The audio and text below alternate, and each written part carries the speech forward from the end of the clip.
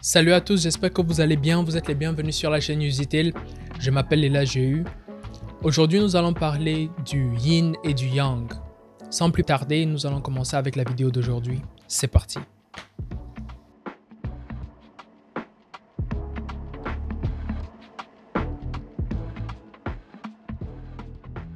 Cette présentation que je voudrais vous faire aujourd'hui sera basée sur mes recherches personnelles que j'ai eu à faire sur ce thème. C'est un thème qui est à cheval avec les religions et avec les différents systèmes de croyances. Mais c'est un thème que je trouve assez intéressant et dans lequel nous pouvons tirer énormément de leçons. Non seulement pour notre vie, mais également pour notre santé mentale et psychologique, nous aider à mieux penser. C'est une forme d'exercice au travers de l'abstraction. Donc, ce que je voudrais vous présenter aujourd'hui, c'est comme un summum de toutes les recherches que j'ai eu à faire sur ce domaine jusqu'à présent. Et je continue toujours de faire des recherches. Je continue toujours parce qu'il faut se développer. C'est la raison pour laquelle nous vivons en tant qu'humains, c'est nous développer. Et je vous présenterai ce summum que j'ai jusqu'à présent. Donc, nous allons parler du yin et du yang.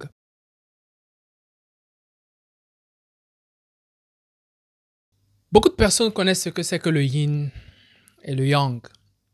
Beaucoup de personnes ont déjà vu des films de tai chi ou bien des films de kung fu. Ce sont des concepts qui sont très très proches ou bien des concepts qui sont de la culture chinoise.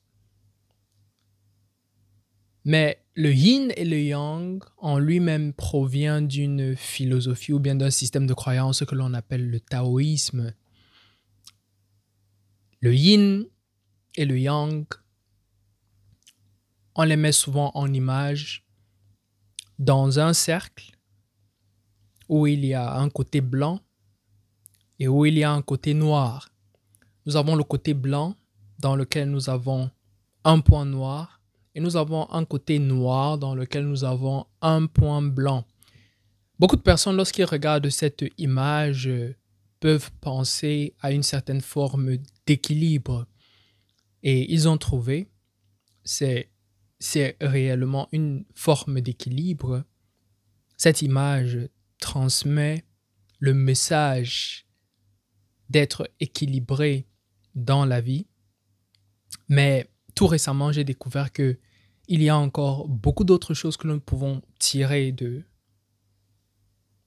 cette image ou bien tirer de cette philosophie. Et c'est très, très intéressant, si je peux le dire. Vous savez, il est très difficile de trouver des mots ou bien trouver des images ou bien des symboles qui arrivent à exprimer de façon concrète plusieurs réalités qui se trouvent sur le globe. C'est-à-dire, il y a une personne et il y a ce système de croyance dont je parlais. Il y a une personne dont les mots arrivent à couvrir une vaste majorité de réalités. Et cette personne, c'est Jésus-Christ. Par exemple, je vais prendre dire que Jésus-Christ avait mentionné, je crois que c'était dans Matthieu, il dit « Ceux qui ont, plus leur seront donnés, et ceux qui n'ont pas, ce qu'ils ont leur sera enlevé. » On appelle cela le Matthew Principle en économie ou bien la loi de Pareto. Et comme vous l'avez entendu, c'est une loi qui s'applique partout. Je vais encore répéter cette loi. Ceux qui ont, plus leur seront donnés, et ceux qui n'ont pas, même ce qu'ils ont, leur sera enlevé. On regarde cela, ça arrive dans tous les domaines de la vie. On regarde les riches deviennent beaucoup plus riches. Les pauvres deviennent beaucoup plus pauvres. Une personne qui a des connaissances arrive à avoir beaucoup plus de connaissances, tandis qu'une autre personne qui n'arrive pas à avoir de connaissances. Et même la petite connaissance qu'il a est enlevée de lui. Les pays les plus riches continuent de devenir riches des pays pauvres continuent de devenir pauvres, pour ne citer que ces exemples. Et ce sont des exemples où l'on voit que la personne qui a continue d'avoir, alors que celui qui n'a pas, même ce qu'il a, lui est pris. Et c'est une loi qui s'applique dans plusieurs strates de la société. Et ça, cette loi que Jésus-Christ avait dite, elle s'applique également dans le domaine de l'entreprise ou bien dans le domaine de l'entrepreneuriat, où l'on se rend compte que ça c'est un autre développement de cette loi qui continue en économie, où environ 20% des personnes qui travaillent dans une entreprise produisent 80% de tous les résultats. 80% de tous les résultats sont produits par 20% des personnes qui travaillent dans une entreprise. C'est une conséquence de la loi de Pareto. Ou bien le dire que Jésus-Christ a dit dans Matthieu. Et lorsqu'on regarde cela, on voit ces lois qui ont été énoncées par une personne, mais la profondeur de ces lois s'applique dans diverses dimensions de notre vie. Et il est très très difficile de trouver une personne qui arrive à condenser la réalité en 2 phrases ou bien en 3 phrases. C'est très très difficile. Et c'est la même chose pour les symboles. Trouver un symbole qui s'applique dans plusieurs différents domaines de la vie et dans lequel nous pouvons extraire une certaine forme de sagesse que nous pouvons par après appliquer dans ce domaine de vie, c'est quelque chose d'extraordinaire. C'est extraordinaire de trouver ce genre de choses.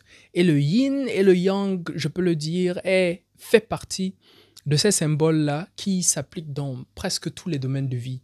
Ils s'appliquent dans énormément de domaines. Donc, rentrons dans la définition que nous avions du yin et du yang. On parlait du yin et du yang comme une forme d'équilibre. Lorsqu'on regarde le yin et le yang, le yin en lui-même, lorsque l'on prend sa définition du côté chinois, yin, cela signifie la lune, et le yang, cela signifie le soleil. Le yin également peut signifier le féminin et le yang peut signifier le masculin. Tout dernièrement, un livre très intéressant que je lisais, et le nom du livre c'est 12 règles pour une vie par Jordan Peterson. Un livre que je recommande d'ailleurs à tout le monde. Parlait également du taoïsme et parlait particulièrement de ce yin et de ce yang. Donc nous avons ce côté que l'on appelle le yin et ce côté que nous appelons le yang. Le yin est défini par ce qui est féminin. Le féminin, c'est ce que Jordan Peterson, dans son livre, va appeler le chaos, ou bien le monde de l'inconnu. Et nous avons le côté du yang qui définit l'ordre, tout ce que l'on connaît, tout ce qui est connu, tout ce qui nous est familier. Cela désigne le monde des hommes, cela désigne le monde de la société hiérarchisée où il y a une personne qui est au top, où il y a des personnes qui sont en bas. C'est le monde de l'ordre. C'est le monde de ce que nous pouvons comprendre. Lorsqu'on regarde les mathématiques par exemple, c'est le monde de tout ce que les mathématiciens ont pu découvrir jusqu'à présent. C'est ce monde-là que nous appelons le monde de ce qui est connu ou bien le yang. Alors que le yin, c'est tout ce que nous ne connaissons pas. Le yin, c'est les confins de l'univers que l'humanité n'a pas encore découvert.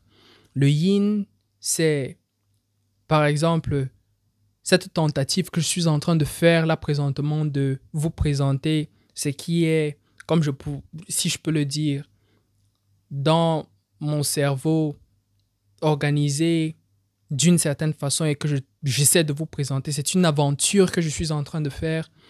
Et l'aventure, c'est un inconnu. L'inconnu également peut être un livre que nous n'avons jamais lu. Et tout ce qui est nouveau, tout ce qui nous est inconnu, c'est ce qui est caractérisé par le yin. Et En début de vidéo, nous parlions de ce que c'était que l'équilibre qui est représenté par le yin et le yang qui sont en parfaite harmonie. Et Jordan Peterson, dans son livre dont je parlais, démontre par plusieurs raisons. Je ne voudrais pas rentrer dans toutes ces raisons parce que la démonstration sera assez longue pour cette vidéo. Il rentre dans les démonstrations de ce que l'homme apparaît d'abord dans le domaine de l'ordre. Il apparaît d'abord dans le domaine de ce qui est connu. Lorsque nous vivons, lorsque nous apparaissons ou bien lorsque nous naissons, nous vivons dans une famille. Mais autour de cette famille, il y a plusieurs personnes qui nous sont inconnues. Nous avons la société que nous ne connaissons pas. La société avec ses difficultés, la société avec ses réalités et le mal qui existe dans le monde. C'est le monde de l'inconnu qui est autour de nous. Mais nous restons la plupart du temps dans nos familles. Nous sommes dans nos familles parce que c'est le monde de l'ordre. Mais également, ce lieu qui est le monde de l'ordre a également un certain chaos à l'intérieur. Et quel est le chaos? La plupart du temps, je peux dire que le chaos qui se trouve à l'intérieur, c'est qu'on n'arrive pas à totalement se développer. Surtout lorsqu'on est coffré dans les limitations de la famille. On n'arrive pas à se développer parce que pour qu'une personne se développe, il doit partir à l'extérieur, il doit sortir à l'extérieur de la société, rencontrer différentes formes de personnes, des personnes qui vont agréer avec lui, des personnes qui seront OK avec lui, des personnes qui vont dire que non, moi je n'agrée pas avec ce que tu fais, des personnes qui vont venir contre lui lorsqu'il a ses propres objectifs. Et on rencontre tout type de personnes, mais ce qui est là, c'est que ces personnes nous aident à nous développer. Dans la psychologie analytique de Carl Jung, on parle des relations de camaraderie et des relations de compatibilité. Les relations de camaraderie, ce sont des relations de choc, des relations où il y a une personne qui a apparemment une même nature que toi. Et parce que cette personne a une même nature que toi, vous commencez à avoir une certaine forme de compétition. Une compétition émerge entre vous pour savoir qui est le meilleur dans sa propre nature. Mais nous avons également des relations où la nature des deux personnes est une nature complémentaire. Et la plupart du temps, ce sont ces relations-là que nous cherchons lorsque nous cherchons à avoir des relations avec d'autres personnes. Mais ce qui est là, c'est que les deux doivent exister. Parce que s'il n'y a pas des relations de camaraderie qui font la promotion de la compétition, nous ne pouvons pas nous développer. Et si nous restons uniquement dans des relations de compatibilité qui nous donnent toute la douceur ou bien tout le soutien dont nous avons besoin, nous allons rester sous-développés. Donc, il est nécessaire de quitter le monde qui nous est limité et essayer de sortir ailleurs, sortir voir la société, sortir voir l'inconnu. Et également, c'est une chose que nous regardons dans l'humanité. L'humanité, si je pars de la Bible, moi personnellement, je crois bien que Dieu, c'était dans le plan de Dieu que Adam et Ève mangent le fruit de l'arbre de la connaissance du bien et du mal. Ça, c'est ce que je pense. Ça, c'est ce que je pense. Mais lorsqu'on regarde bien, depuis cette période, si c'est que l'on rentre dans la création, il y a des personnes qui considèrent l'évolutionnisme et tout. Mais même si c'est que nous prenions la théorie de Darwin avec l'évolutionnisme et le développement de l'humanité, nous voyons que l'humanité cherche toujours à repousser les limites. Nous avons vu par exemple les Blancs qui occupaient leurs limites. Nous regardons les différentes civilisations qui ont existé au travers de l'histoire du monde. Nous regardons les Romains, nous regardons les Grecs. Nous voyons comment au cours de ces civilisations, ils ont poussé les limites et après un certain moment, ils sont arrivés à un déclin. Et je pense que c'est le cycle que toute personne ou bien que tout gouvernement ou bien que toute civilisation doit passer. Nous devons être dans un endroit où il y a de l'ordre et ensuite repousser les frontières. Et je parlais de l'humanité. L'humanité a fait cela avec les différentes civilisations qui ont existé.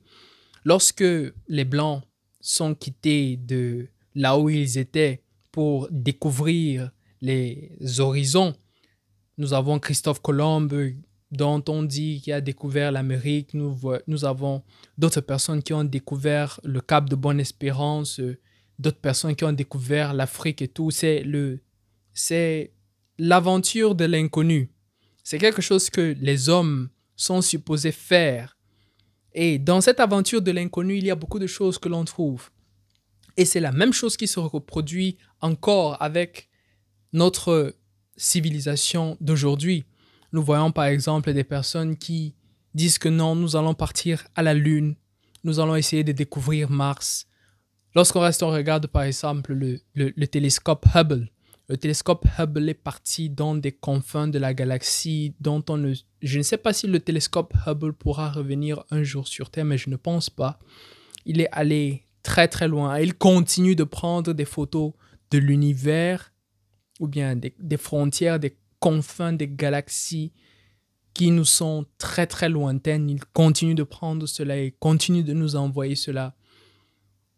Parce que à l'intérieur de nous, nous avons besoin de cela. Nous avons besoin de découvrir l'inconnu. Nous avons tous besoin de cela. Et lorsqu'on prend par exemple le développement d'un individu, l'individu, comme je le disais bien, il naît d'abord sous un état d'ordre. L'état d'ordre, c'est la famille. Mais après, il va devoir sortir dans la société pour essayer de se développer. Et il a besoin de tout cela pour pouvoir se développer. Et nous devrions réellement avoir peur de la découverte de l'inconnu parce que l'inconnu fait peur. L'inconnu peut être mauvais. L'inconnu peut être difficile.